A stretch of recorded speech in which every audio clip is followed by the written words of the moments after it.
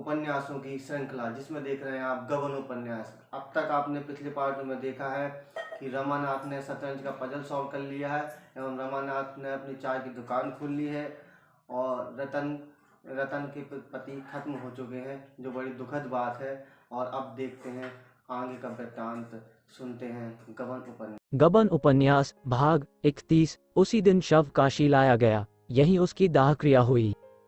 वकील साहब के एक भतीजे मालवे में रहते थे, उन्हें तार देकर बुला लिया गया। दाह क्रिया उन्होंने की। रतन को चिता के दृश्य की कल्पना ही से रोमांच होता था। वहां पहुंचकर शायद वो बेहोश हो जाती। जालपा आजकल प्रायद्य सारे दिन उसी के साथ रहती। शोकातुर रतन को न घर बार की सुधि थी, न खाने पीने की। नित्य ही कोई न कोई ऐसी बात याद आ जाती जिस पर वह घंटों रोती। पति के साथ उसका जो धर्म था, उसके एक अंश का भी उसने पालन किया होता तो उसे बोध होता। अपनी कर्तव्यहीनता, अपनी निष्ठुरता, अपनी श्रृंगार लोलुपता की चर्चा करके वह इतना रोती कि हिचकियां बंध जाती। वकील साहब के सद्गुणों की चर्चा करके ही वह अपनी आत्मा को शांति देती थी। जब तक जीवन के द्वार पर एक रक्षक बैठा हुआ था, उसे कुत्तों या बिल्ली या चोर चकार की चिंता न थी, लेकिन अब द्वार पर कोई रक्षक न था, इसलिए वह सजग रहती थी, पति का गुणगान किया करती। जीवन का निर्वाह कैसे होगा, नौकरों चाकरों में किन किन को जवाब देना होगा, घर का कौन कौन सा खर्च कम करना होगा, इन प्रश्नों के विषय में दोनों में कोई बात न होती। मानो ये चिंता मात्र आत्मा के प्रति अभक्ति होगी। भोजन करना, साफ वस्त्र पहनना और मन को कुछ पढ़कर बहलाना भी उसे अनुचित जान पड़ता था। श्राद्ध के दिन उसने अपने सारे वस्त्र और आभूषण महापात्र को दान कर दिए। इन्हें लेकर अब वह क्या करेगी, इनका व्यवहार करके क्या वो अपने जीवन को कलंकित करेगी। इसके विरुद्ध पति की छोटी से छोटी वस्तु को भी स्मृति चिन्ह समझकर वह देखती भालती रहती थी। उसका स्वभाव इतना कोमल हो गया था कि कितनी ही बड़ी हानि हो जाए उसे क्रोध न आता था। टीमल के हाथ से चाय का सेट छूटकर गिर पड़ा, पर रतन के माथे पर बल तक न आया। पहले एक दवा टूट जाने पर इसी टीमल को उसने बुरी डांट बताई थी, निकाले देती थी, पर आज उससे कई गुने नुकसान पर उसने जबान तक न खोली। कठोर भाव उसके हृदय में आते हुए मानो डरते थे कि कहीं आघात न पहुंचे, या शायद पति शोक और पति गुणगान के सिवा और किसी भाव या विचार को मन में लाना वो पाप समझती थी। वकील साहब के भतीजे का नाम था मणिभूषण, बड़ा ही मिलनसार, हंसमुख, कार्यकुशल। इसी एक महीने में उसने अपने सैकड़ों मित्र बना लिए। शहर में जिन जिन वकीलों और रईसों से वकील साहब का परिचय था, उन सब से उसने ऐसा मेल जोल बढ़ाया, ऐसी बेतकल्लुफी पैदा की कि रतन को खबर नहीं और उसने बैंक का लेन देन अपने नाम से शुरू कर दिया। इलाहाबाद बैंक में वकील साहब के 20,000 रुपए जमा थे, उस पर तो उसने कब्जा कर ही लिया। मकानों के किराए भी वसूल करने लगा, गांवों की तहसील भी खुद ही शुरू कर दी, मानो रतन से कोई मतलब नहीं है। एक दिन टीमल ने आकर रतन से कहा, बहू जी, जाने वाला तो चला गया, अब घर द्वार की भी कुछ खबर लीजिए। मैंने सुना भैया जी ने बैंक का सब रुपए अपने नाम करा लिया। रतन ने उसकी ओर ऐसे कठोर कुपित नजरों से देखा कि उसे फिर कुछ कहने की हिम्मत न पड़ी। उस दिन शाम को मणिभूषण ने टीमल को निकाल दिया, चोरी का इल्जाम लगाकर निकाला, जिससे रतन कुछ कह भी न सके। अब केवल महाराज रह गए। उन्हें मणिभूषण ने भन पिला पिलाकर ऐसा मिलाया कि वह उन्हीं का दम भरने लगे। महरी से कहते, बाबूजी का बड़ा रईसाना मिजाज है, कोई सौदा लाओ, कभी नहीं पूछते कितने का लाए, बड़ों के घर में बड़े ही होते हैं।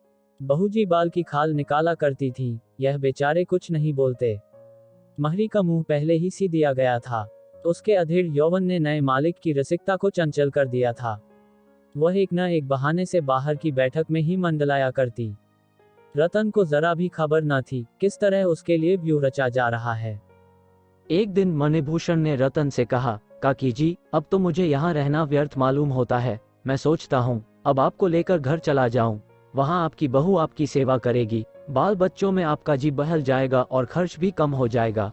आप कहें तो ये बंगला बेच दिया जाए, अच्छे दाम मिल जाएंगे।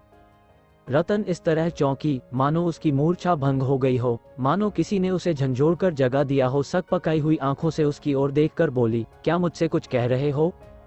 मणिभूषण, जी हाँ, कह रहा था कि अब हम लोगों का यहाँ रहना व्यर्थ है, आपको लेकर चला जाऊं तो कैसा हो? रतन ने उदासीनता से कहा, हाँ, अच्छा तो होगा। मणिभूषण, काकाजी ने कोई वसीयतनामा लिखा हो तो लाइए देखूं, उनको इच्छाओं के आगे सिर झुकाना हमारा धर्म है। रतन ने उसी भांति आकाश पर बैठे हुए जैसे संसार की बातों से अब उसे कोई सरोकार ही न रहा हो जवाब दिया, वसीयत तो नहीं लिखी, और क्या जरूरत थी? मणिभूषण ने फिर पूछा, शायद कहीं लिखकर रख गए हों। रतन, मुझे तो कुछ मालूम नहीं, कभी जिक्र नहीं किया। मणिभूषण ने मन में प्रसन्न होकर कहा, मेरी इच्छा है कि उनकी कोई यादगार बनवा दी जाए। रतन ने उत्सुकता से कहा, हाँ हाँ, मैं भी चाहती हूँ। मणिभूषण, गांव की आमदनी कोई 3000 साल की है, यह आपको मालूम है। इतना ही उनका वार्षिक दान होता था।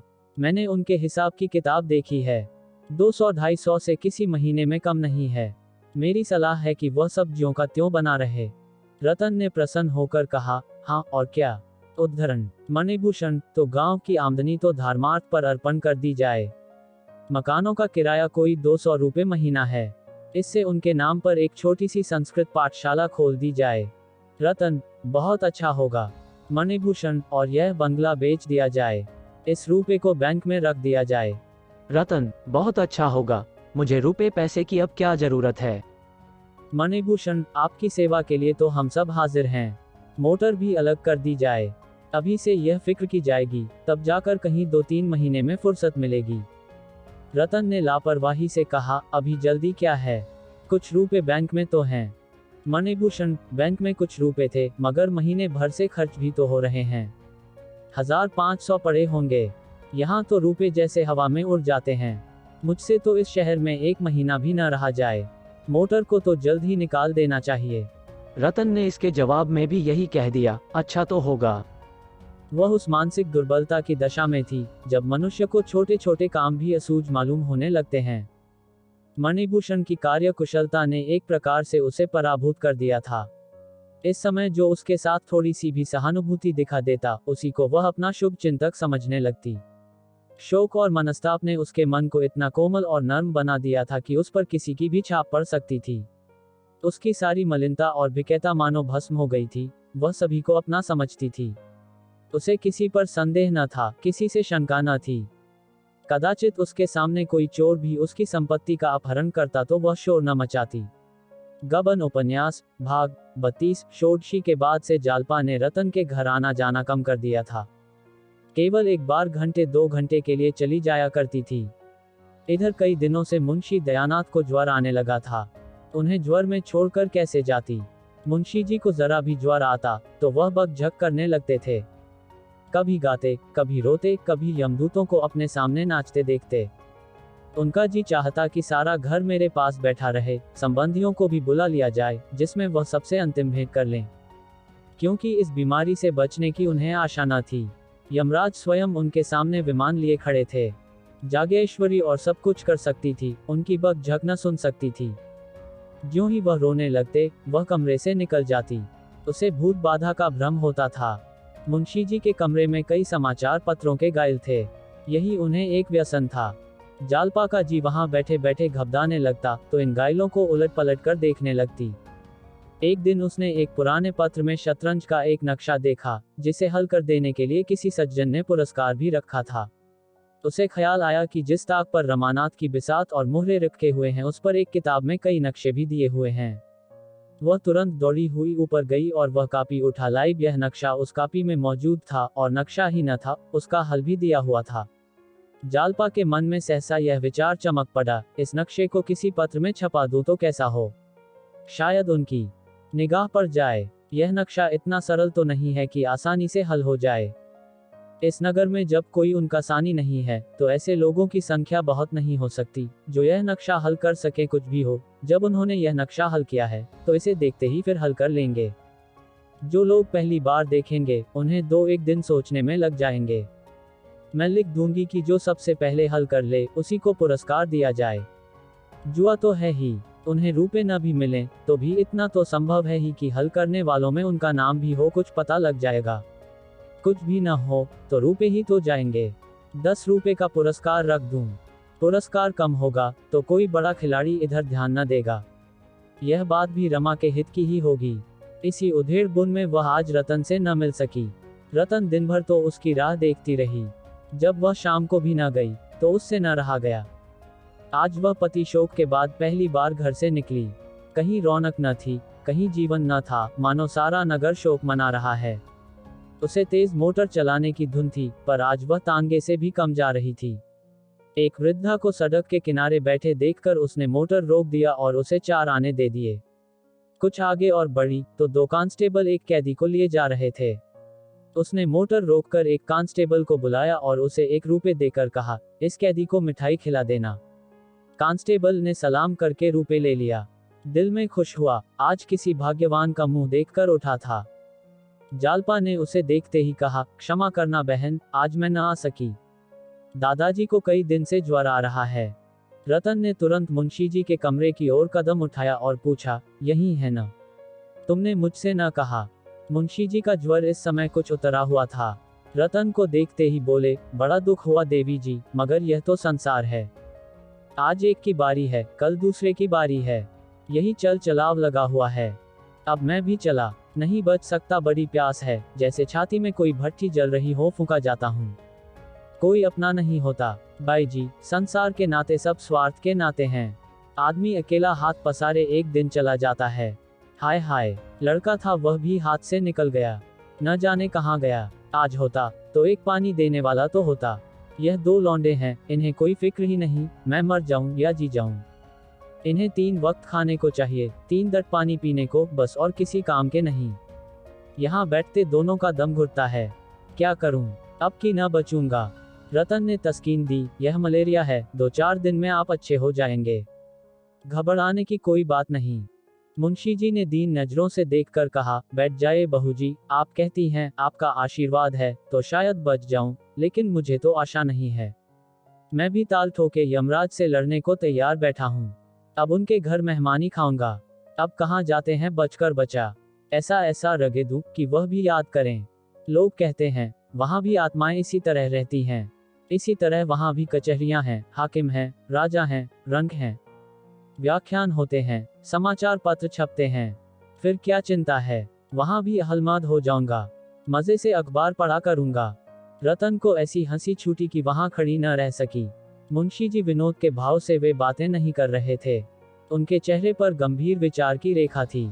आज 1.5-2 महीने के बाद रतन हंसी, और इस असामयिक हंसी को छिपाने के लिए कमरे से निकल आई। उसके साथ ही जालपा भी बाहर आ गई। रतन ने अपराधी नजरों से उसकी ओर देखकर कहा, दादाजी ने मन में क्या समझा होगा। सोचते होंगे मैं तो जान से मर रहा हूं और इसे हंसी सूझती है। अब वहां न जाऊंगी, नहीं ऐसी ही कोई बात फिर कहेंगे तो मैं बिना हंसे न रह सकूंगी। देखो तो आज कितनी बेमौका हंसी आई है। वह अपने मन को इस उच्छृंखलता के लिए धिक्कारने लगी। जालपा ने उसके मन का भाव ताड़कर कहा, मुझे भी अक्सर इनकी बातों पर हंसी आ जाती है बहन। इस वक्त तो इनका ज्वर कुछ हल्का है। जब जोर का ज्वर होता है तब तो यह और भी उल जलूल बकने लगते हैं। उस वक्त हंसी रोकनी मुश्किल हो जाती है। आज सवेरे कहने लगे, मेरा पेट भक हो गया, मेरा पेट भक हो गया। इसकी रट लगा दी। इसका आशय क्या था, न मैं समझ सकी, न अम्मा समझ सकी, पर वह बराबर यही रटे जाते थे, पेट भक हो गया, पेट भक हो गया। आओ कमरे में चलें। रतन, मेरे साथ न चलोगी? जालपा, आज तो न चल सकूंगी बहन। कल आओगी? कह नहीं सकती। दादा का जी कुछ हल्का रहा तो आऊंगी। नहीं भाई, जरूर आना। तुमसे एक सलाह करनी है। क्या सलाह है? मन्नी कहते हैं, यहाँ अब रहकर क्या करना है, घर चलो। बंगले को बेच देने को कहते हैं। जालपा ने एकाएक ठिठक कर उसका हाथ पकड़ लिया और बोली, यह तो तुमने बुरी खबर सुनाई बहन। मुझे इस दशा में तुम छोड़कर चली जाओगी, मैं न जाने दूंगी। मन्नी से कह दो बंगला बेच दें, मगर जब तक उनका कुछ पता न चल जाएगा मैं तुम्हें न छोड़ूंगी। तुम कुल 1 हफ्ते बाहर रही, मुझे एक एक पल पहाड़ हो गया। मैं न जानती थी कि मुझे तुमसे इतना प्रेम हो गया है। अब तो शायद मैं मर ही जाऊं। नहीं बहन, तुम्हारे पैरों पड़ती हूँ, अभी जाने का नाम न लेना।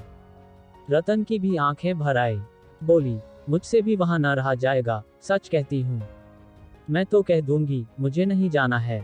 जालपा उसका हाथ पकड़े हुए ऊपर अपने कमरे में ले गई और उसके गले में हाथ डालकर बोली, कसम खाओ कि मुझे छोड़कर न जाओगी। रतन ने उसे अंकवार में लेकर कहा, लो कसम खाती हूँ, न जाऊंगी। चाहे इधर की दुनिया उधर हो जाए, मेरे लिए वहां क्या रखा है। बंगला भी क्यों बेचूं, 200-250 मकानों का किराया है। हम दोनों के गुजर के लिए काफी है।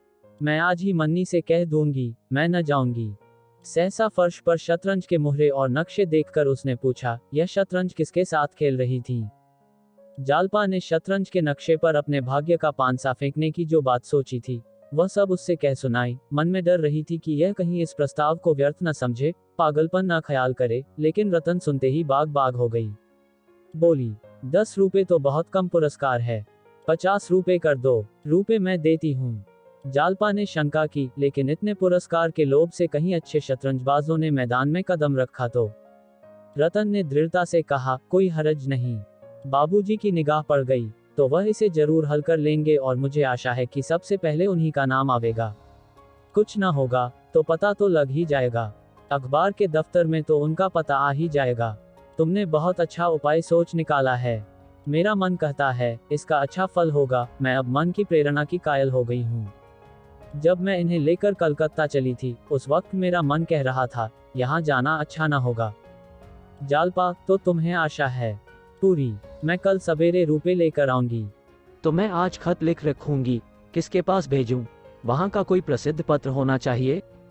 वहाँ तो प्रजा मित्र की बड़ी चर्चा थी। पुस्तकालयों में अक्सर लोग उसी को पढ़ते नजर आते थे।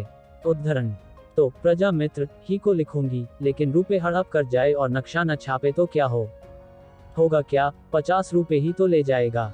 दमड़ी की हंडिया खोकर कुत्तों की जात तो पहचान ली जाएगी, लेकिन ऐसा हो नहीं सकता। जो लोग देशहित के लिए जेल जाते हैं, तरह तरह की धौंस सहते हैं, वे इतने नीच नहीं हो सकते।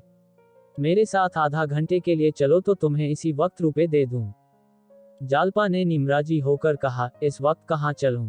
कल ही आऊंगी। उसी वक्त मुंशी जी पुकार उठे, बहू बहू। जालपा तो लपकी हुई उनके कमरे की ओर चली।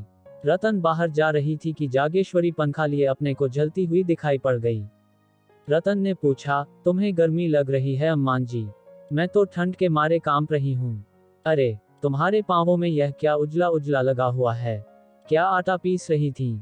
जागेश्वरी ने लज्जित होकर कहा, हाँ, वैद्य जी ने इन्हें हाथ के आटे की रोटी खाने को कहा है। बाजार में हाथ का आटा कहाँ मयस्सर, मोहल्ले में कोई पिसनहारी नहीं मिलती।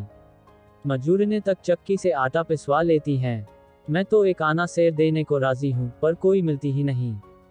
रतन ने अचंभे से कहा, तुमसे चक्की चल जाती है? जागेश्वरी ने झेप से मुस्कराकर कहा, कौन बहुत था? पाव भर तो 2 दिन के लिए हो जाता है। खाते नहीं एक कौर भी। बहू पीसने जा रही थी, लेकिन फिर मुझे उनके पास बैठना पड़ता।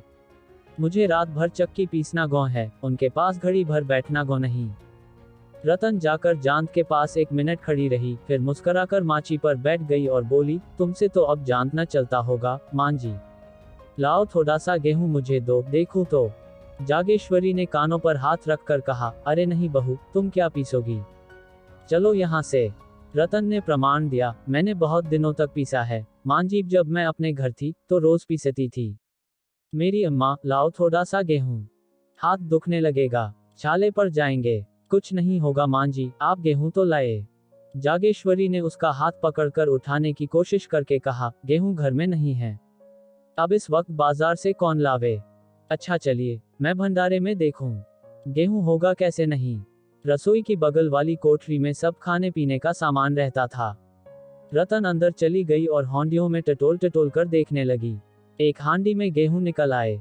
बड़ी खुश हुई, बोली, देखो मां जी, निकले कि नहीं, तुम मुझसे बहाना कर रही थी।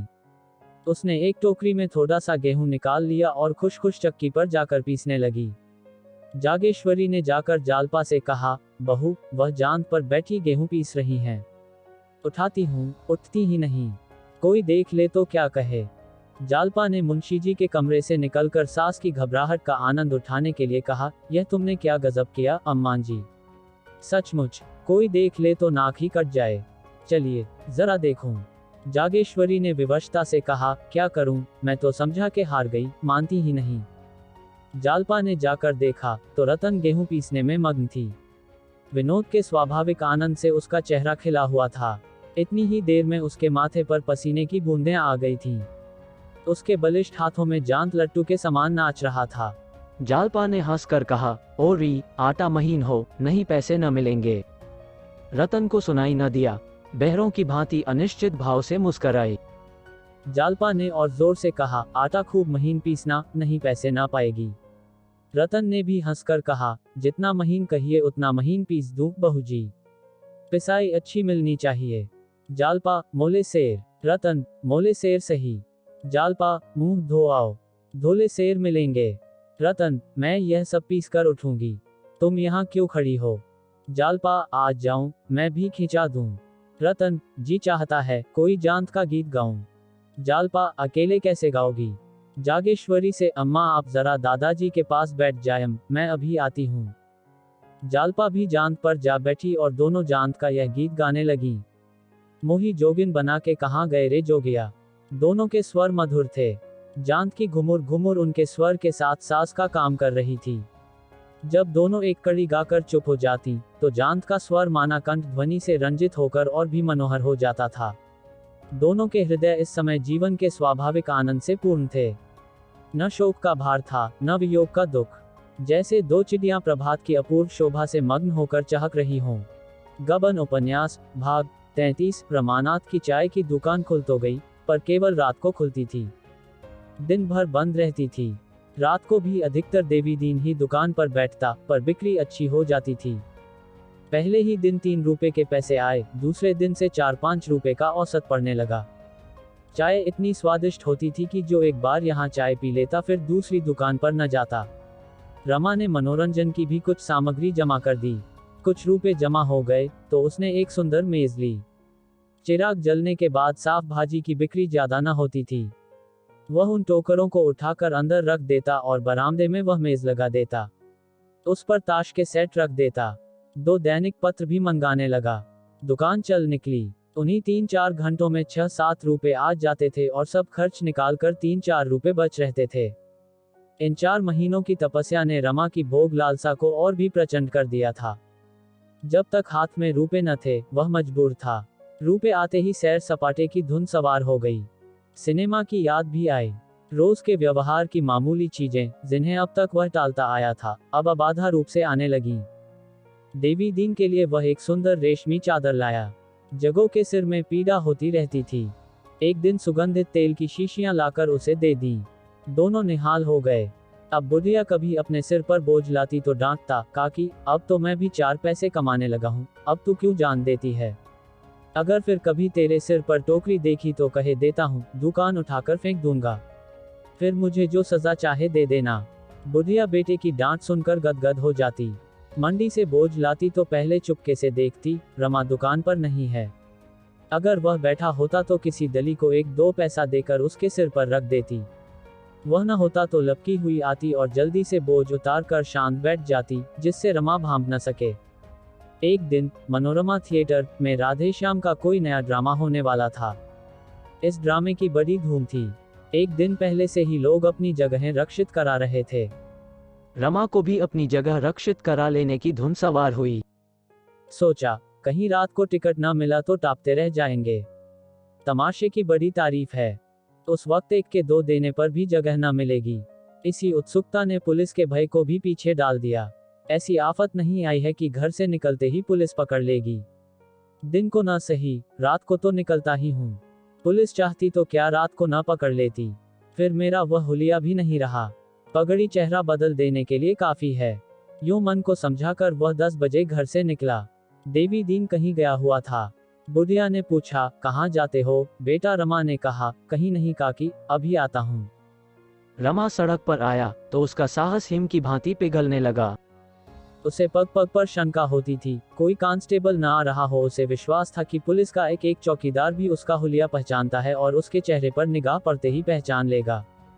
इसलिए वह नीचे सिर झुकाए चल रहा था। सहसा उसे ख्याल आया, गुप्त पुलिस वाले सादे कपड़े पहने इधर उधर घूमा करते हैं। कौन जाने, जो आदमी मेरे बगल में आ रहा है, कोई जासूस ही हो, मेरी ओर ध्यान से देख रहा है। यूं सिर झुकाकर चलने से ही तो नहीं उसे संदेह हो रहा है। यहाँ और सभी सामने ताक रहे हैं। कोई यूं सिर झुकाकर नहीं चल रहा है।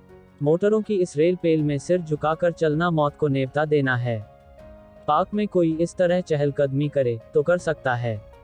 यहाँ तो सामने देखना चाहिए, लेकिन बगल वाला आदमी अभी तक मेरी ही तरफ ताक रहा है शायद कोई खुफिया ही।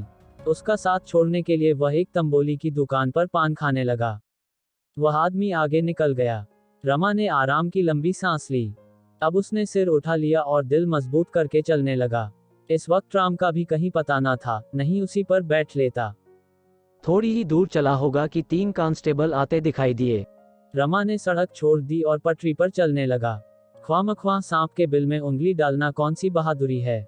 दुर्भाग्य की बात, तीनों कांस्टेबलों ने भी सड़क छोड़कर वही पटरी ले ली। मोटरों के आने जाने से बार बार इधर उधर दौड़ना पड़ता था। रमा का कलेजा धक धक करने लगा। दूसरी पटरी पर जाना तो संदेह को और भी बढ़ा देगा। कोई ऐसी गली भी नहीं जिसमें घुस जाऊं। अब तो सब बहुत समीप आ गए। क्या बात है, सब मेरी ही तरफ देख रहे हैं।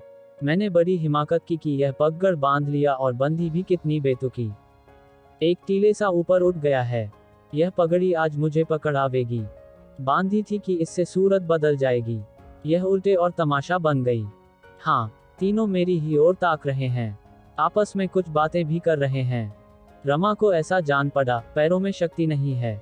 बस शायद सब मन में मेरा हुलिया मिला रहे हैं।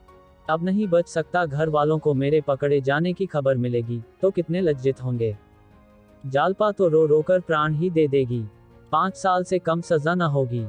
आज इस जीवन का अंत हो रहा है। इस कल्पना ने उसके ऊपर कुछ ऐसा आतंक जमाया कि उसके औसान जाते रहे।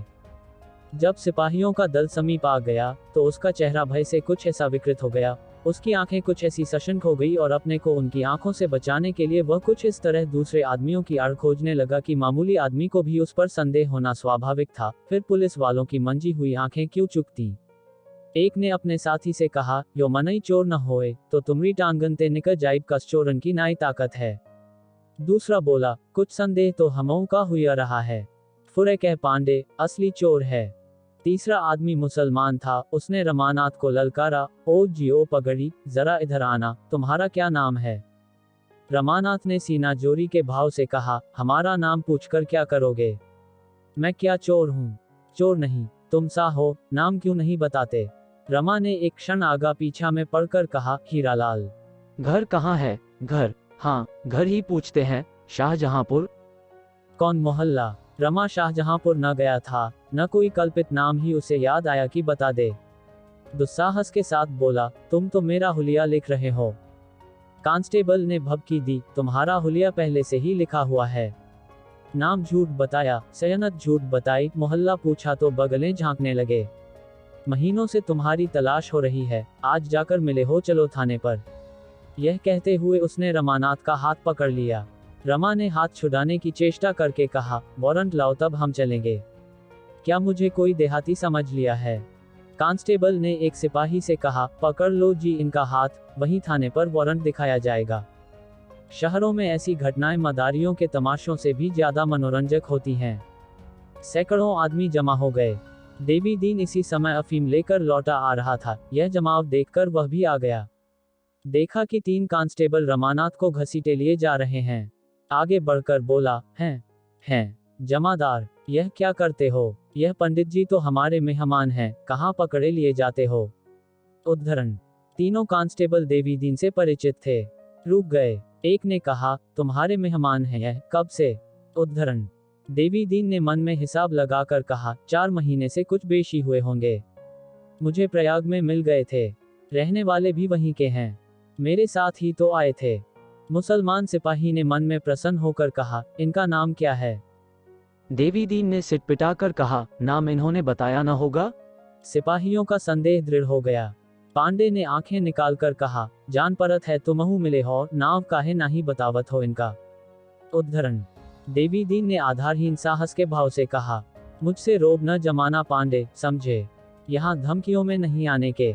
मुसलमान सिपाही ने मानो मध्यस्थ बनकर कहा, बूढ़े बाबा तुम तो ख्वामख्वाह बिगड़ रहे हो, इनका नाम क्यों नहीं बतला देते। देवी दीन ने कातर नजरों से रमा की ओर देखकर कहा, हम लोग तो रमानाथ कहते हैं। असली नाम यही है या कुछ और, यह हम नहीं जानते। उद्धरण।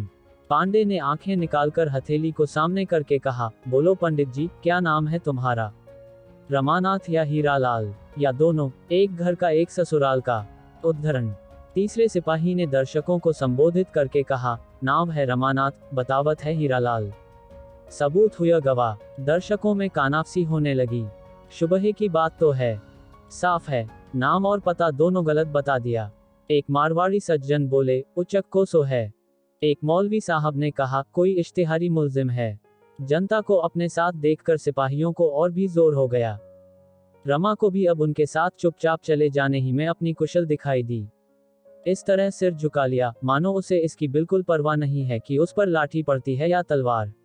इतना अपमानित वह कभी न हुआ था। जेल की कठोरतम यातना भी इतनी ग्लानि न उत्पन्न करती। थोड़ी देर में पुलिस स्टेशन दिखाई दिया। दर्शकों की भीड़ बहुत कम हो गई थी। रमा ने एक बार उनकी ओर लज्जित आशा के भाव से ताका। देवी दीन का पता न था। रमा के मुंह से एक लंबी सांस निकल गई। इस विपत्ति में क्या यह सहारा भी हाथ से निकल गया?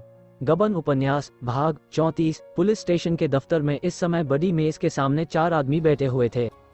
एक दारोगा थे, गोरे से, शौकीन, जिनकी बड़ी बड़ी आंखों में कोमलता की झलक थी। उनकी बगल में नायब दारोगा थे। ये सिख थे, बहुत हंसमुख, सजीवता के पुतले, गेहुआन रंग, सुडौल, सुगठित शरीर, सिर पर केश था, हाथों में कड़े पर सिगार से परहेज न करते थे। मेज की दूसरी तरफ इंस्पेक्टर और डिप्टी सुपरिंटेंडेंट बैठे हुए थे। इंस्पेक्टर अधेड़, सावला, लंबा आदमी था, कौड़ी की सी आंखें, फले हुए गाल और ठिगना कदब। डिप्टी सुपरिंटेंडेंट लंबा छरहरा जवान था, बहुत ही विचारशील और अल्पभाषी। इसकी लंबी नाक और ऊंचा मस्तक उसकी कुलीनता के साक्षी थे। डिप्टी ने सिगार का एक कश लेकर कहा, बाहरी गवाहों से काम नहीं चल सकेगा, इनमें से किसी को अप्रूवर बनना होगा और कोई अल्टरनेटिव नहीं है। इंस्पेक्टर ने दारोगा की ओर देखकर कहा, हम लोगों ने कोई बात उठा तो नहीं रखी, हलफ से कहता हूँ। सभी तरह के लालच देकर हार गए। सबों ने ऐसी गुट कर रखी है कि कोई टूटता ही नहीं। हमने बाहर के गवाहों को भी आजमाया, पर सब कानों पर हाथ रखते हैं। डिप्टी, उस मारवाड़ी को फिर आजमाना होगा। उसके बाप को बुलाकर खूब धमकाए, शायद इसका कुछ दबाव पड़े। इंस्पेक्टर, हलफ से कहता हूँ, आज सुबह से हम लोग यही कर रहे हैं। बेचारा बाप लड़के के पैरों पर गिरा, पर लड़का किसी तरह राजी नहीं होता। कुछ देर तक चारों आदमी विचारों में मग्न बैठे रहे। अंत में डिप्टी ने निराशा के भाव से कहा, मुकदमा नहीं चल सकता, मुफ्त का बदनामी हुआ। इंस्पेक्टर, 1 हफ्ते की मोहलत और लीजिए, शायद कोई टूट जाए। यह निश्चय करके दोनों आदमी यहाँ से रवाना हुए। छोटे दारोगा भी उसके साथ ही चले गए। दारोगा जी ने हुक्का मंगवाया कि सहसा एक मुसलमान सिपाही ने आकर कहा, दारोगा जी, लाइए कुछ इनाम दिलवाए। एक मुलजिम को शुबहे पर गिरफ्तार किया है। इलाहाबाद का रहने वाला है, नाम है रमानाथ। पहले नाम और सेयनत दोनों गलत बतलाई थी। देवी दीन खटिक जो नुक्कड़ पर रहता है, उसी के घर ठहरा हुआ है। जरा डांट बताइएगा तो सब कुछ उगल देगा। दारोगा, वही है न जिसके दोनों लड़के? सिपाही, जी हाँ, वही है। इतने में रमानाथ भी दारोगा के सामने हाजिर किया गया।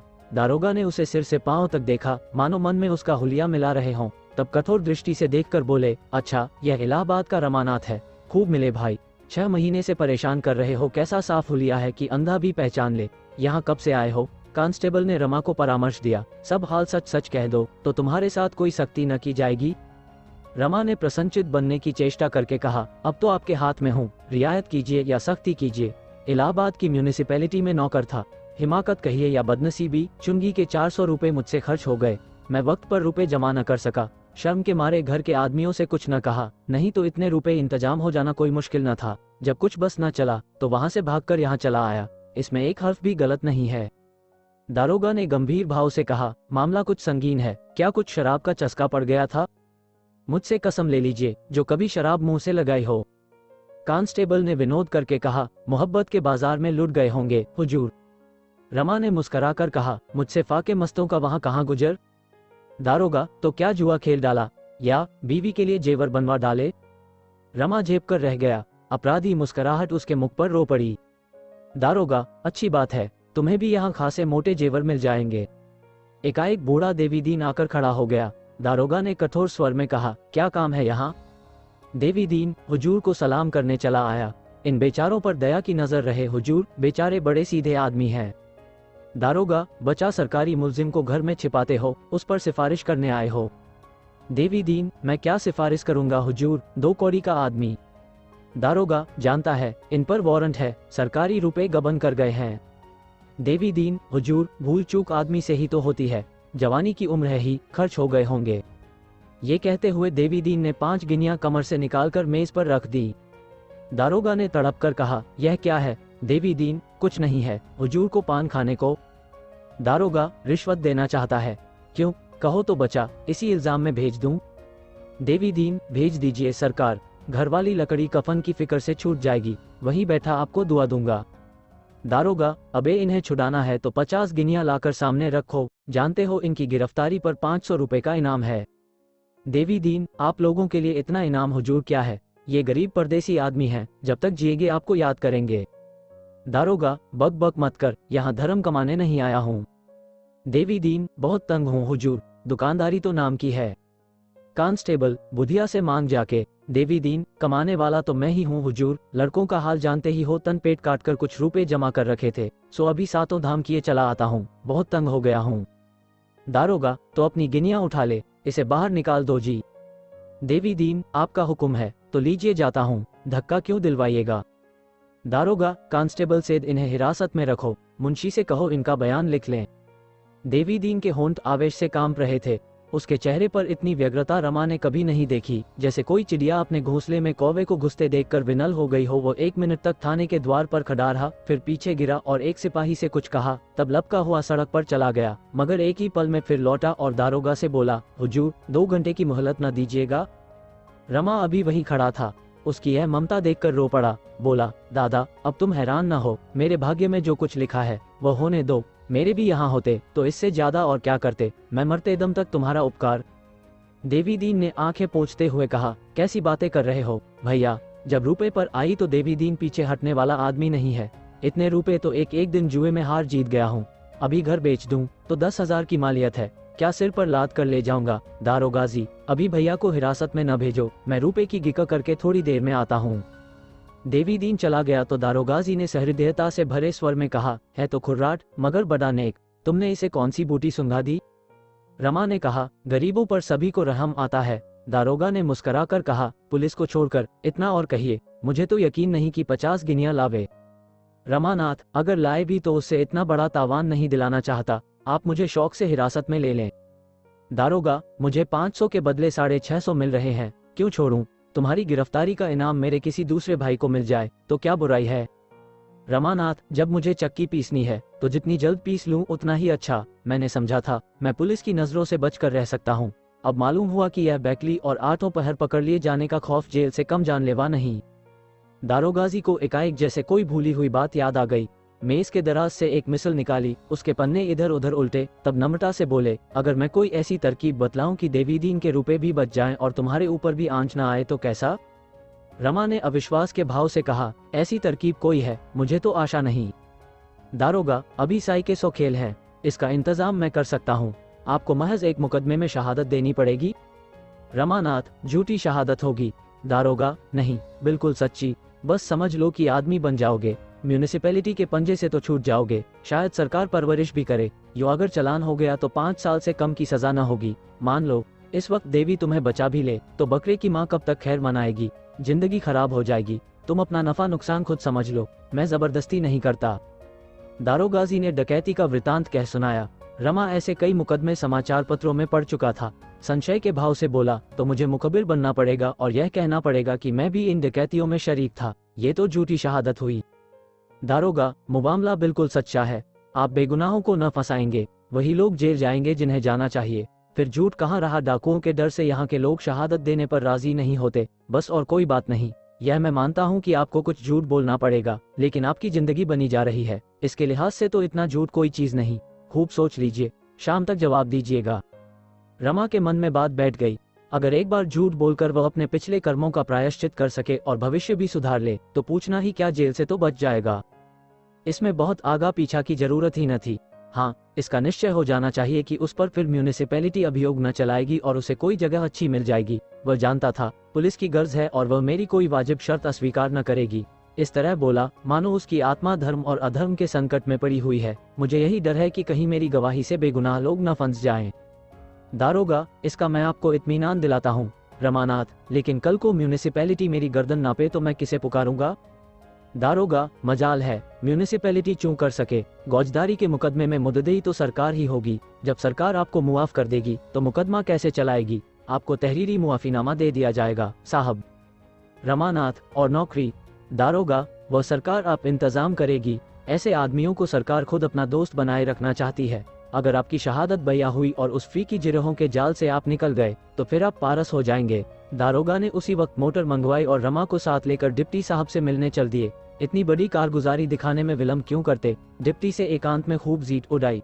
इस आदमी का यूं पता लगाया, इसकी सूरत देखते ही भांप गया कि मगरूर है, बस गिरफ्तार ही तो कर लिया। बात 16 आने सच निकली, निगाह कहीं चूक सकती है। हुजूर, मुजरिम की आंखें पहचानता हूँ, इलाहाबाद की म्यूनिसिपैलिटी के रुपए गबन करके भागा है, इस मामले में शहादत देने को तैयार है। आदमी पढ़ा लिखा, सूरत का शरीफ और ज़हीन है। डिप्टी ने संदिग्ध भाव से कहा, हाँ, आदमी तो होशियार मालूम होता है, मगर मुआफीनामा लिए बगैर इसे हमारा एतबार न होगा। कहीं से ये शुबहा हुआ कि हम लोग इसके साथ कोई चाल चल रहे हैं तो साफ निकल जाएगा। डिप्टी, ये तो होगा ही, गवर्नमेंट से इसके बारे में बातचीत करना होगा। आप टेलीफोन मिलाकर इलाहाबाद पुलिस से पूछिए कि इस आदमी पर कैसा मुकदमा है, ये सब तो गवर्नमेंट को बताना होगा। दारोगाजी ने टेलीफोन डायरेक्टरी देखी, नंबर मिलाया और बातचीत शुरू हुई। डिप्टी, क्या बोला? दारोगा कहता है, यहाँ इस नाम के किसी आदमी पर मुकदमा नहीं है। डिप्टी, ये कैसा है भाई, कुछ समझ में नहीं आता, इसने नाम तो नहीं बदल दिया? दारोगा कहता है, म्यूनिसिपैलिटी में किसी ने रुपए गबन नहीं किए, कोई मामला नहीं है। डिप्टी, ये तो बड़ा ताज्जुब का बात है, आदमी बोलता है हम रुपा लेकर भागा, म्यूनिसिपैलिटी बोलता है कोई रुपा गबन नहीं किया, यह आदमी पागल तो नहीं है? दारोगा, मेरी समझ में कोई बात नहीं आती, अगर कह दे कि तुम्हारे ऊपर कोई इल्जाम नहीं है तो फिर उसकी गर्द भी न मिलेगी। अच्छा, म्यूनिसिपैलिटी के दफ्तर से पूछिए। दारोगा ने फिर नंबर मिलाया, सवाल जवाब होने लगा। दारोगा, आपके यहाँ रमानाथ कोई क्लर्क था? जवाब, जी हाँ, था। दारोगा, वो कुछ रुपए गबन करके भागा है? जवाब, नहीं, वह घर से भागा है पर गबन नहीं किया, क्या वह आपके यहाँ है? दारोगा, जी हाँ, हमने उसे गिरफ्तार किया है, वह खुद कहता है कि मैंने रुपए गबन किए, बात क्या है? जवाब, पुलिस तो लाल बुझकड़ है, जरा दिमाग लड़ाइए। दारोगा, यहाँ तो अक्ल काम नहीं करती। जवाब, यही क्या, कहीं भी काम नहीं करती। सुनिए, रमानाथ ने मीजान लगाने में गलती की, डर कर भागा, बात को मालूम हुआ कि तहबील में कोई कमी न थी, आई समझ में बात। डिप्टी, अब क्या करना होगा? खां साहब, चिड़िया हाथ से निकल गया। दारोगा, निकल कैसे जाएगी हुजूर, रमानाथ से यह बात कही ही क्यों जाए? बस उसे किसी ऐसे आदमी से मिलने न दिया जाए जो बाहर की खबरें पहुंचा सके, घर वालों को उसका पता अब लग जाएगा ही, कोई न कोई जरूर उसकी तलाश में आवेगा, किसी को ना आने दे, तहरीर में कोई बात न लाई जाए, जबानी इत्मीनान दिला दिया जाए, कह दिया जाए कमिश्नर साहब को मुआफीनामा के लिए रिपोर्ट की गई है, इंस्पेक्टर साहब से भी राय ले ली जाए। इधर तो ये लोग सुपरिंटेंडेंट से परामर्श कर रहे थे, उधर 1 घंटे में देवी दीन लौटकर थाने आया तो कांस्टेबल ने कहा, दारोगा जी तो साहब के पास गए। देवी दीन ने घबरा कर कहा, तो बाबूजी को हिरासत में डाल दिया? कांस्टेबल, नहीं, उन्हें भी साथ ले गए। देवी दीन ने सिर पीट कर कहा, पुलिस वालों की बात का कोई भरोसा नहीं, कह गया कि 1 घंटे में रुपए लेकर आता हूँ, मगर इतना भी सब्र न हुआ, सरकार से 500 तो मिलेंगे, मैं 600 देने को तैयार हूँ। हाँ, सरकार में कारगुजारी हो जाएगी और क्या वहीं से उन्हें प्रयागराज भेज देंगे, मुझसे भेंट भी न होगी, बुधिया रो रो कर मर जाएगी। ये कहता हुआ देवी दीन वहीं जमीन पर बैठ गया। कांस्टेबल ने पूछा, तो यहाँ कब तक बैठे रहोगे? देवी दीन ने मानो कोड़े की काट से आहत होकर कहा, अब तो दारोगाजी से 2 बातें करके ही जाऊंगा, चाहे जेल ही जाना पड़े, पर फटकारूंगा जरूर, बुरी तरह फटकारूंगा, आखिर उनके भी तो बाल बच्चे होंगे, क्या भगवान से जरा भी नहीं डरते? तुमने बाबूजी को जाते बार देखा था, बहुत रंजीदा थे। कांस्टेबल, रंजीदा तो नहीं थे, खासी तरह हंस रहे थे, दोनों जने मोटर में बैठकर गए हैं। देवी दीन ने अविश्वास के भाव से कहा, हंस क्या रहे होंगे बेचारे, मुंह से चाहे हंस लें, दिल तो रोता ही होगा। देवी दीन को यहाँ बैठे 1 घंटा भी न हुआ था कि सहसा जग्गो आ खड़ी हुई, देवी दीन को द्वार पर बैठे देखकर बोली, तुम यहाँ क्या करने लगे, भैया कहाँ हैं? देवी दीन ने मरमाहत होकर कहा, भैया को ले गए सुपरिटेंडेंट के पास, न जाने भेंट होती है कि ऊपर ही ऊपर प्रयागराज भेज दिए जाते हैं। जग्गो, दारोगाजी भी बड़े वो हैं, कहाँ तो कहा था कि इतना लेंगे, कहाँ लेकर चल दिए। देवी दीन, इसीलिए तो बैठा हूँ कि आवे तो 2 बातें कर लूँ। जग्गो, हाँ, फटकारना जरूर, जो अपनी बात का नहीं, वो अपने बाप का क्या होगा, मैं तो खरी कहूंगी, मेरा क्या कर लेंगे। देवी दीन, दुकान पर कौन है? जग्गो, बंद कर आई हूँ, अभी बेचारे ने कुछ खाया भी नहीं, सवेरे से वैसे ही है, चूल्हे में जाए वो तमासाब उसी के टिकट लेने तो जाते थे, न घर से निकलते तो काहे को ये बला सिर पड़ती। देवी दीन, जो उधर ही से पराग भेज दिया तो? जग्गो, तो चिट्ठी तो आवेगी ही, चलकर वहीं देखावेंगे। देवी दीन, आंखों में आंसू भरकर, सजा हो जाएगी। जग्गो, रुपए जमा कर देंगे तब काहे को होगी, सरकार अपने रुपए ही तो लेगी। देवी दीन, नहीं पगली, ऐसा नहीं होता, चोर माल लौटा दे तो वो छोड़ थोड़े ही दिया जाएगा। जग्गो ने परिस्थिति की कठोरता अनुभव करके कहा, दारोगाजी, वो अभी बात भी पूरी न करने पाई थी कि दारोगाजी की मोटर सामने आ पहुंची। इंस्पेक्टर साहब भी थे। रमा इन दोनों को देखते ही मोटर से उतर कर आया और प्रसन्न मुख से बोला, तुम यहाँ देर से बैठे हो क्या दादा? आओ कमरे में चलो। अम्मा तुम कब आए? दारोगाजी ने विनोद करके कहा, कहो चौधारी, लाए रुपए? देवी दीन जब कह गया कि मैं थोड़ी देर में आता हूँ तो आपको मेरी राह देख लेनी चाहिए थी। चलिए अपने रुपए लीजिए। दारोगा, खोद कर निकाले होंगे।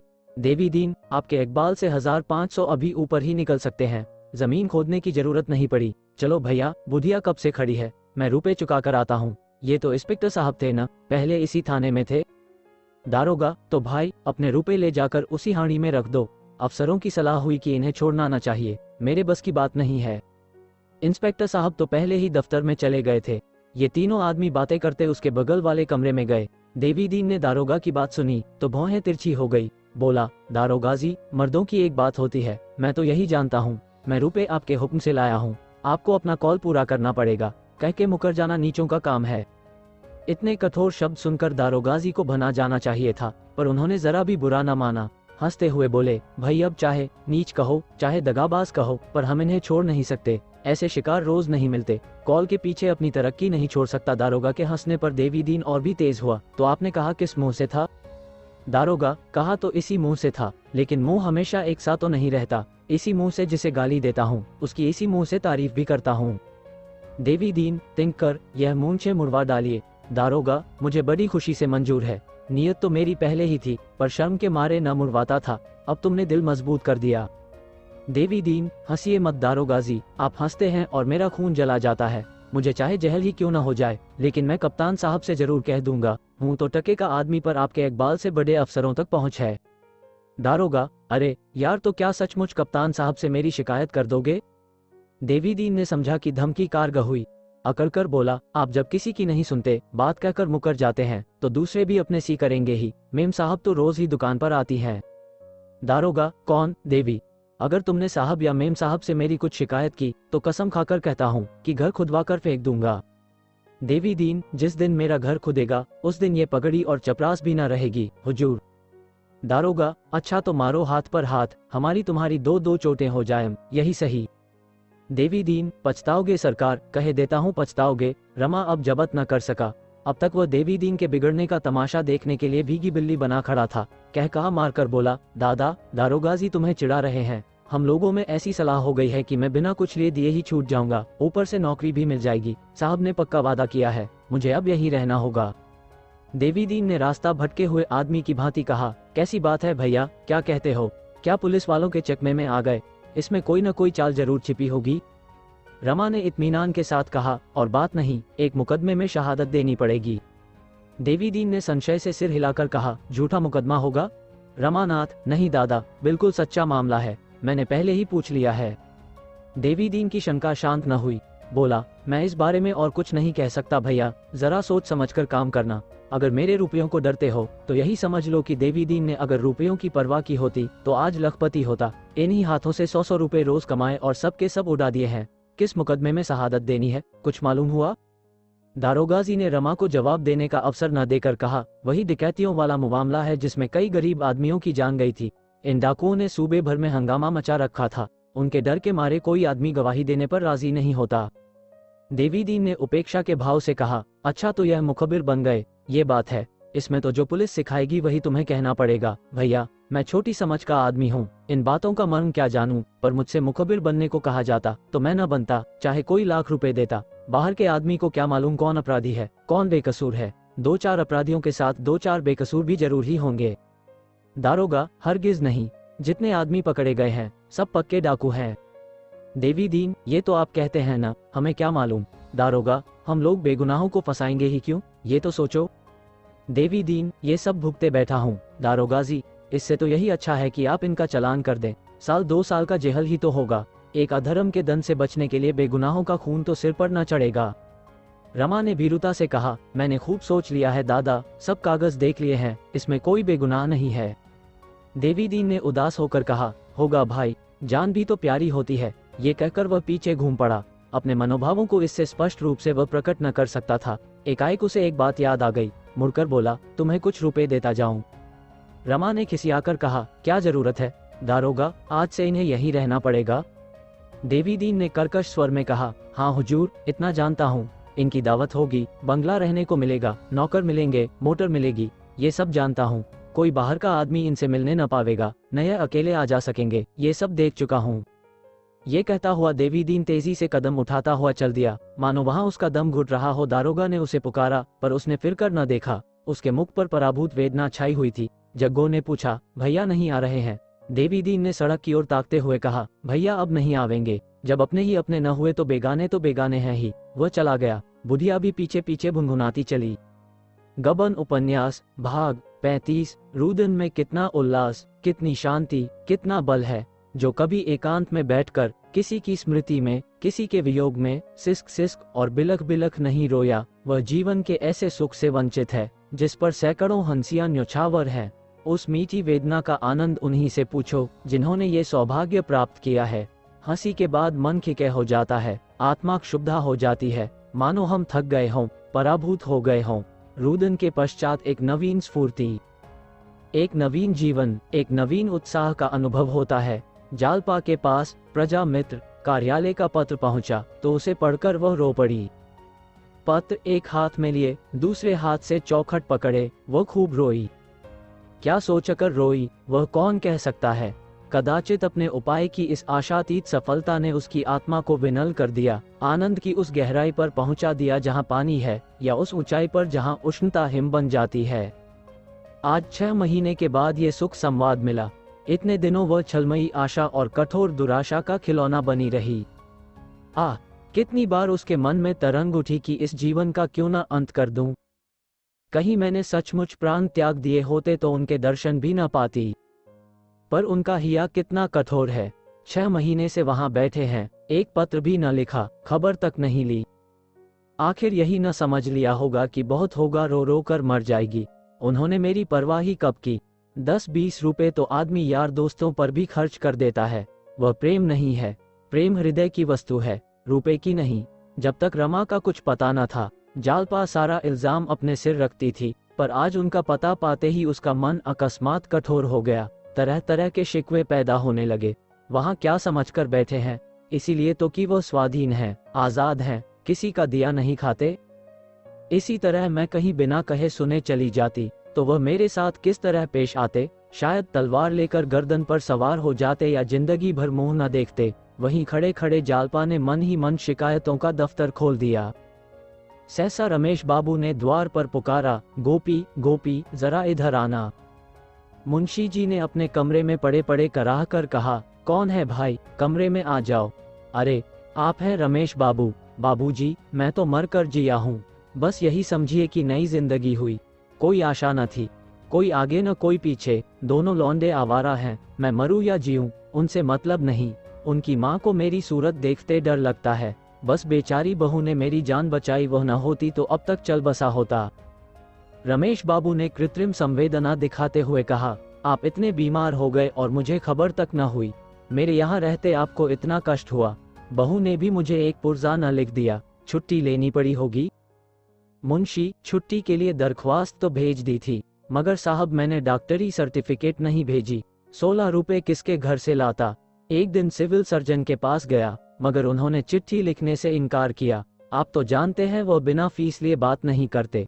मैं चला आया और दरख्वास्त भेज दी। मालूम नहीं मंजूर हुई या नहीं। ये तो डॉक्टरों का हाल है, देख रहे हैं कि आदमी मर रहा है, पर बिना भेंट लिए कदम न उठावेंगे। रमेश बाबू ने चिंतित होकर कहा, ये तो आपने बुरी खबर सुनाई, मगर आपकी छुट्टी नामंजूर हुई तो क्या होगा। मुंशी जी ने माथा ठोकर कहा, होगा क्या, घर बैठ रहूंगा। साहब पूछेंगे तो साफ कह दूंगा, मैं सर्जन के पास गया था, उसने छुट्टी नहीं दी। आखिर इन्हें क्यों सरकार ने नौकर रखा है। महज कुर्सी की शोभा बढ़ाने के लिए। मुझे डिसमिस हो जाना मंजूर है, पर सर्टिफिकेट न दूंगा। लौंडे गायब हैं, आपके लिए पान तक लाने वाला कोई नहीं। क्या करूं। रमेश ने मुस्करा कर कहा, मेरे लिए आप तरद्दुद न करें। मैं आज पान खाने नहीं, भरपेट मिठाई खाने आया हूँ। जालपा को पुकार कर, बहू जी तुम्हारे लिए खुशखबरी लाया हूँ, मिठाई मंगवा लो।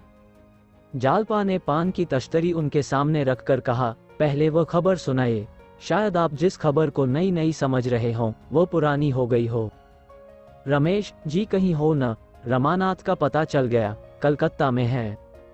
जालपा, मुझे पहले ही मालूम हो चुका है। मुंशी जी झपट कर उठ बैठे। उनका ज्वर मानो भागकर उत्सुकता की आड़ में जा छिपा। रमेश का हाथ पकड़कर बोले, मालूम हो गया कलकत्ता में है। कोई खत आया था? रमेश, खत नहीं था, एक पुलिस इंक्वायरी थी। मैंने कह दिया, उन पर किसी तरह का इल्जाम नहीं है। तुम्हें कैसे मालूम हुआ, बहू जी? जालपा ने अपनी स्कीम बयान की। प्रजा मित्र कार्यालय का पत्र भी दिखाया। पत्र के साथ रुपयों की एक रसीद थी जिस पर रमा का हस्ताक्षर था। रमेश, दस्तखत तो रमा बाबू का है, बिल्कुल साफ धोखा हो ही नहीं सकता। मान गया बहू जी तुम्हें। वाह, क्या हिकमत निकाली है। हम सबके कान काट लिए, किसी को न सूझी। अब जो सोचते हैं तो मालूम होता है कितनी आसान बात थी। किसी को जाना चाहिए जो बच्चा को पकड़कर घसीट लाए। ये बातचीत हो रही थी कि रतन आ पहुंची। जालपा उसे देखते ही वहां से निकली और उसके गले से लिपट कर बोली, बहन कलकत्ता से पत्र आ गया, वही है। रतन, मेरे सिर की कसम। जालपा, हाँ सच कहती हूँ। खत देखो न। रतन, तो आज ही चली जाओ। जालपा, यही तो मैं भी सोच रही हूँ। तुम चलोगी? रतन, चलने को तो मैं तैयार हूँ, लेकिन अकेला घर किस पर छोड़ूं? बहन, मुझे मणिभूषण पर कुछ शुबहा होने लगा है। उसकी नीयत अच्छी नहीं मालूम होती। बैंक में 20,000 रुपए से कम न थे, सब न जाने कहाँ उड़ा दिए। कहता है क्रियाकर्म में खर्च हो गए। हिसाब मांगती हूँ तो आंखें दिखाता है। दफ्तर की कुंजी अपने पास रखे हुए है, मांगती हूँ तो टाल जाता है। मेरे साथ कोई कानूनी चाल चल रहा है। डरती हूँ मैं उधर जाऊं, इधर वह सब कुछ ले देकर चलता बने। बंगले के ग्राहक आ रहे हैं। मैं भी सोचती हूँ गांव में जाकर शांति से पड़ी रहूं। बंगला बिक जाएगा तो नकद रुपए हाथ आ जाएंगे। मैं न रहूंगी तो शायद ये रुपए मुझे देखने को भी न मिले। गोपी को साथ लेकर आज ही चली जाओ, रुपए का इंतजाम मैं कर दूंगी। जालपा, गोपीनाथ तो शायद न जा सकें, दादा की दवा दारू के लिए भी तो कोई चाहिए। रतन, वो मैं कर दूंगी। मैं रोज सवेरे आ जाऊंगी और दवा देकर चली जाऊंगी। शाम को भी एक बार आ जाया करूंगी। जालपा ने मुस्करा कर कहा, और दिन भर उनके पास बैठा कौन रहेगा? रतन, मैं थोड़ी देर बैठी भी रहा करूंगी, मगर तुम आज ही जाओ। बेचारे वहां न जाने किस दशा में होंगे, तो यही तय रही न। रतन मुंशी जी के कमरे में गई तो रमेश बाबू उठकर खड़े हो गए और बोले, आइए देवी जी, रमा बाबू का पता चल गया। रतन, इसमें आधा श्रेय मेरा है। रमेश, आपकी सलाह से तो हुआ ही होगा, अब उन्हें यहाँ लाने की फिक्र करनी है। रतन, जालपा चली जाएं और पकड़ लाएं, गोपी को साथ लेती जावें। आपको इसमें कोई आपत्ति तो नहीं है दादाजी? मुंशी जी को आपत्ति तो थी। उनका बस चलता तो इस अवसर पर 10-5 आदमियों को और जमा कर लेते, फिर घर के आदमियों के चले जाने पर क्यों आपत्ति न होती। मगर समस्या ऐसी आ पड़ी थी कि कुछ बोल न सके। गोपी कलकत्ता की सैर का ऐसा अच्छा अवसर पाकर क्यों न खुश होता। विशंभर दिल में ऐंठ कर रह गया। विधाता ने उसे छोटा न बनाया होता तो आज उसकी यह हकतलफी न होती। गोपी ऐसे कहाँ के बड़े होशियार हैं, जहाँ जाते हैं कोई न कोई चीज खोआते हैं। हाँ, मुझसे बड़े हैं। इस दैवी विधान ने उसे मजबूर कर दिया। रात को 9 बजे जालपा चलने को तैयार हुई। सास ससुर के चरणों पर सिर झुकाकर आशीर्वाद लिया। विशंभर रो रहा था, उसे गले लगाकर प्यार किया और मोटर पर बैठी। रतन स्टेशन तक पहुंचाने के लिए आई थी। मोटर चली तो जालपा ने कहा, बहन, कलकत्ता तो बहुत बड़ा शहर होगा, वहां कैसे पता चलेगा? रतन, पहले प्रजा मित्र के कार्यालय में जाना, वहां से पता चल जाएगा। गोपी बाबू तो हैं ही।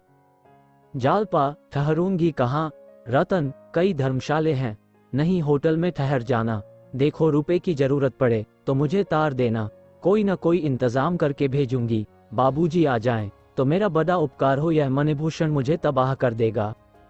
जालपा, होटल वाले बदमाश तो न होंगे? रतन, कोई जरा भी शरारत करे तो ठोकर मारना। बस कुछ पूछना मत, ठोकर जमाकर तब बात करना। कमर से एक छुरी निकालकर इसे अपने पास रख लो, कमर में छिपाए रखना। मैं जब कभी बाहर निकलती हूँ तो इसे अपने पास रख लेती हूँ।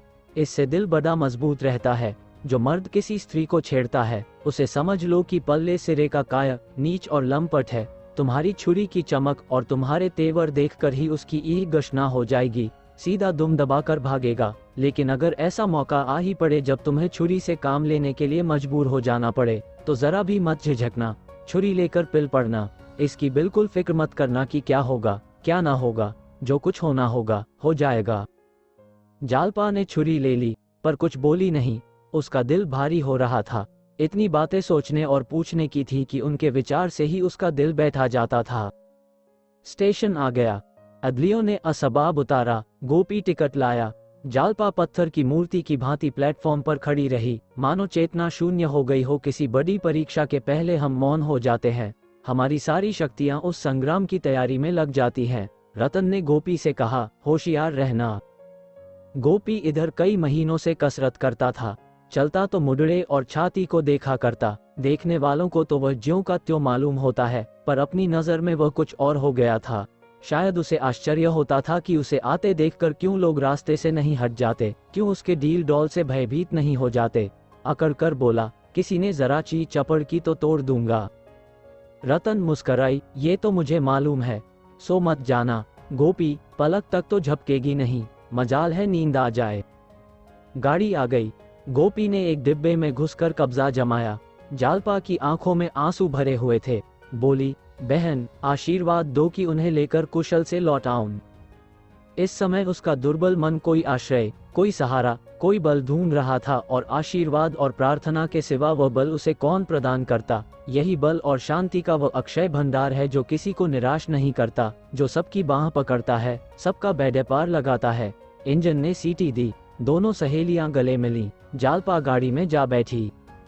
रतन ने कहा, जाते ही जाते खत भेजना। जालपा ने सिर हिलाया।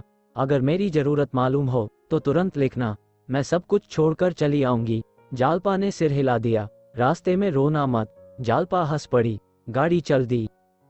यदि आप वीडियो अभी भी देख रहे हो तो प्लीज चैनल को सब्सक्राइब करें एवं वीडियो को लाइक करें। थैंक्स। मिलते हैं अगले पार्ट में, तब तक के लिए बाय बाय।